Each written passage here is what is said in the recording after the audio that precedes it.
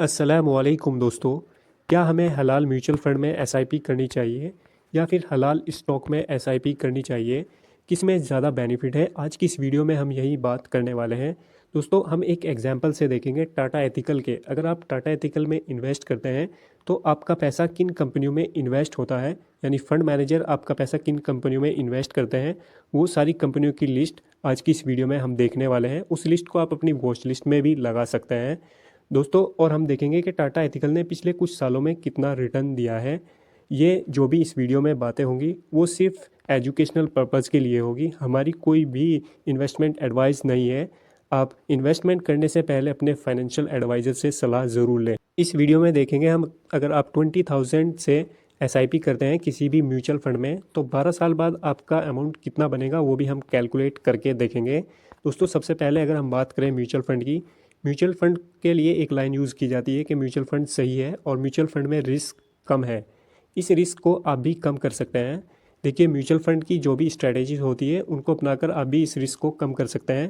Mutual fund manager क्या करते हैं, वो सभी सेक्टर से, जैसे रियल इस्टेट सेक्टर है या इंफॉर्मेशन टेक्नोलॉजी आईटी सेक्टर है या एनर्जी सेक्टर है या हेल्थ केयर एफएमसीजी, इन सभी से कुछ अच्छी कंपनियों को सेलेक्ट करते हैं और उसमें इन्वेस्ट करते हैं। इस स्ट्रेटेजी को आप भी अपनाकर रिस्क को कम कर सकते हैं। लेकिन ऐसा नहीं है कि म्यूचुअल फंड बिल्कुल सेफ़ है, क्योंकि म्यूचुअल फंड भी, जो म्यूचुअल फंड मैनेजर है, वो डायरेक्टली इनडायरेक्टली मार्केट में ही पैसा लगाते हैं। अगर मार्केट परफॉर्म करेगी तो म्यूचुअल फंड भी परफॉर्म करेगा, और अगर मार्केट परफॉर्म नहीं करेगी, चलिए देख लेते हैं कि टाटा एथिकल ने पिछले कुछ सालों में कितना रिटर्न दिया है। मेरे पास जीरोधा का अकाउंट है तो मैं आपको जीरोधा में ओपन करके दिखा देता हूँ, और आप किसी भी म्यूचुअल फंड का चेक कर सकते हैं, प्रोसेस सेम रहेगा। हम जीरोधा का अकाउंट ओपन करेंगे और फिर हम म्यूचुअल फंड में जाएंगे और यहाँ पर टाइप करेंगे टाटा एथिकल म्यूचुअल फंड, और ये हम इसको सर्च करेंगे और यहाँ से हम इसको ओपन करेंगे। फंड व्यू में जाएंगे, इसको ओपन होने दीजिए और उसके बाद हम व्यू मोर इन्फॉर्मेशन, हम यहाँ पर जाएंगे व्यू मोर इन्फॉर्मेशन, इसमें हम जाएंगे, इस पर हम टैप करेंगे और ये इसको ओपन होने दीजिएगा। प्रोसेस सेम रहेगा, आप किसी भी अकाउंट में जाकर, चाहे आपके पास ग्रो का हो या फिर और कोई भी ऐप हो, उसमें आप जाकर देख सकते हैं। इसमें देखिए आप, पिछले एक साल में टाटा एथिकल ने जो रिटर्न दिया है वो दिया है 7% का। और अगर हम 2 साल की बात करें, 2 साल में देखिए आप, इसने दिया है लगभग 3% का। क्योंकि मार्केट ने पिछले 1-2 साल में अच्छा परफॉर्म नहीं किया है, स्टॉक ने भी अच्छा परफॉर्म नहीं किया है, तो इसमें भी उतने अच्छे रिटर्न नहीं है पिछले 2 सालों में। तो मैंने आपको पहले ही बताया था कि रिस्क इसमें भी है, क्योंकि ये जो पैसा लगता है वो डायरेक्टली स्टॉक में ही लगता है। मैं वो आपको सारी कंपनी वीडियो के लास्ट में दिखाने वाला हूँ कि वो कौन सी कंपनी है। जो टाटा एथिकल में अगर आप इन्वेस्ट करते हैं तो आपका पैसा किन कंपनियों में इन्वेस्ट होता है। पिछले 2 साल का रिटर्न है 3%, और अगर पिछले 3 साल का देखें तो 12%, और पिछले 5 साल का देखें तो लगभग 13% का रिटर्न है। हम इसे कैलकुलेट करके देखेंगे कि अगर आप 20,000 से एसआईपी करते हैं टाटा एथिकल में तो आपका पैसा 12 साल बाद कितना बनेगा। चलिए देख लेते हैं टाटा एथिकल का। अगर आप टाटा एथिकल में एसआईपी करते हैं 20,000 से और इसको 12 साल तक कंटिन्यू रखते हैं तो आपका पैसा कितना बनेगा। उसके लिए हम जाएंगे गूगल में और गूगल में सर्च करेंगे एसआईपी कैलकुलेटर, और एसआईपी कैलकुलेटर हम ओपन करेंगे यहाँ पर ग्रो का, इसको ओपन होने दीजिएगा और हम इसमें कैलकुलेट करके देखेंगे कि अगर हम एसआईपी करते हैं 20,000 से, यहाँ पर हम मंथली जो एसआईपी करेंगे वो करेंगे 20,000, और रिटर्न जैसा हमने देखा था कि पिछले 5 सालों में टाटा एथिकल ने 13% दिया था, और यहाँ पर हम 12 साल इसको करेंगे कि 12 साल तक हमें कितना मिलेगा। तो यहाँ पर जो अमाउंट आ रहा है वो आ रहा है लगभग 65 लाख, यानी 12 साल बाद आपका अमाउंट जो होगा वो 65 लाख के आसपास होगा।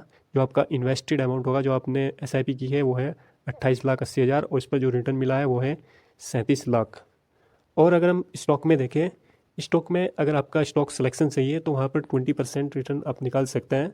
अगर आपका स्टॉक सिलेक्शन सही है, हम देख लेते हैं कि स्टॉक में अगर 20% से कितना रिटर्न बनता है, फिर हम इसको 12 साल बाद देखेंगे कि इन अमाउंट की वैल्यू क्या होगी, इस 65 लाख की भी। और जो अब हम कैलकुलेट करते हैं कि अगर हम स्टॉक में, डायरेक्ट स्टॉक में एसआईपी करते हैं और 20% का रिटर्न ईयर ऑन ईयर लेते हैं, तो यहाँ पर लगभग जो वैल्यू आ रही है निकल कर वो है 1 करोड़ के आसपास। जो भी हमने इस वीडियो में कैलकुलेशन की, जैसे हमने देखा कि अगर हम टाटा एथिकल में 20,000 की एसआईपी करते हैं और उसमें 13% का रिटर्न मिलता है और इस एसआईपी को हम 12 साल तक कंटिन्यू रखते हैं तो अमाउंट निकल कर आती है लगभग 65 लाख रुपया।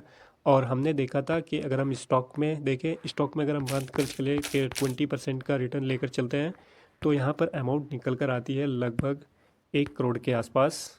तो ये 65 लाख और ये 1 करोड़, इनकी वैल्यू क्या होगी 12 साल बाद वो देखते हैं। इसको देखने के लिए हमें समझना पड़ेगा इन्फ्लेशन को, कि इन्फ्लेशन होता क्या है। इन्फ्लेशन होता है महंगाई।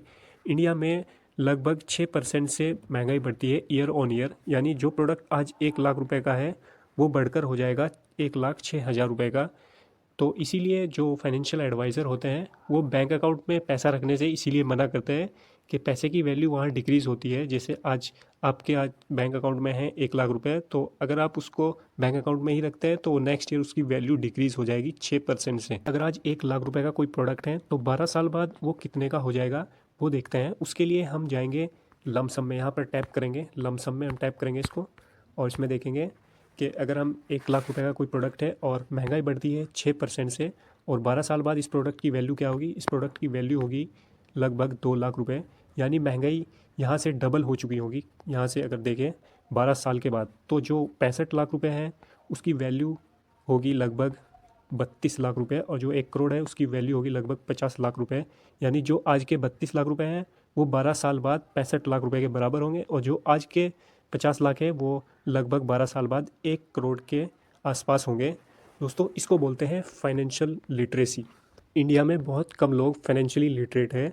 एक ऑर्गेनाइजेशन है स्टैंडर्ड एंड पुअर, इसने ग्लोबल सर्वे किया था, उसमें बताया था कि इंडिया में केवल 24% लोग ही फाइनेंशियली लिटरेट है, यानी हर 4 में से एक बंदा ही फाइनेंशियली लिटरेट है। यह है इंडियन एजुकेशन सिस्टम की वजह से। यानी यहाँ पर कहीं नहीं पढ़ाया जाता कि पैसे कैसे काम करता है, पैसे किस एसेट क्लास में इन्वेस्ट करना चाहिए, इन्फ्लेशन क्या होता है, ये सब चीज़ें खुद से एफर्ट लगाकर सीखनी पड़ती है।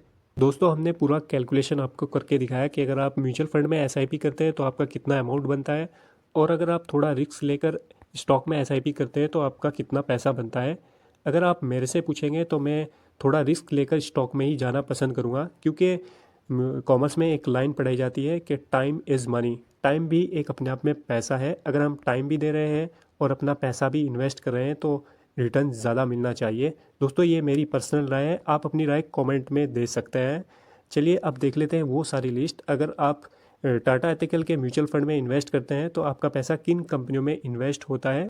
टाटा एथिकल की कंपनी देखने के लिए हम ओपन करेंगे अपना ज़ीरोधा का ऐप और यहाँ पर हम सर्च करेंगे और हम जाएंगे इसमें म्यूचुअल फंड में और यहाँ पर हम सर्च करेंगे टाटा एथिकल।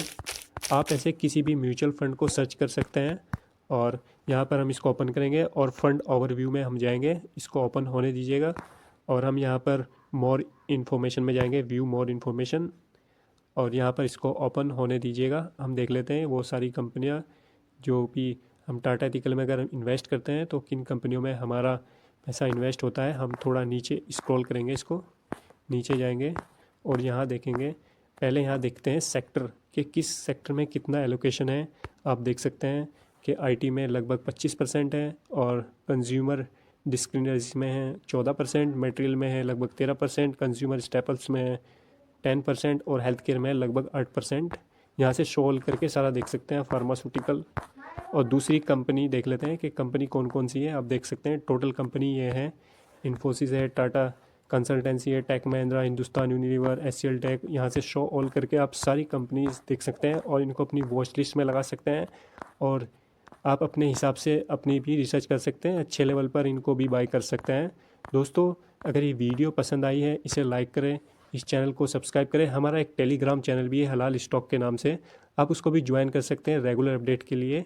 दोस्तों, अगर वीडियो पसंद आए वीडियो को लाइक करें, चैनल को सब्सक्राइब करें। मिलते हैं नेक्स्ट वीडियो में, तब तक के लिए खुदा हाफिज़।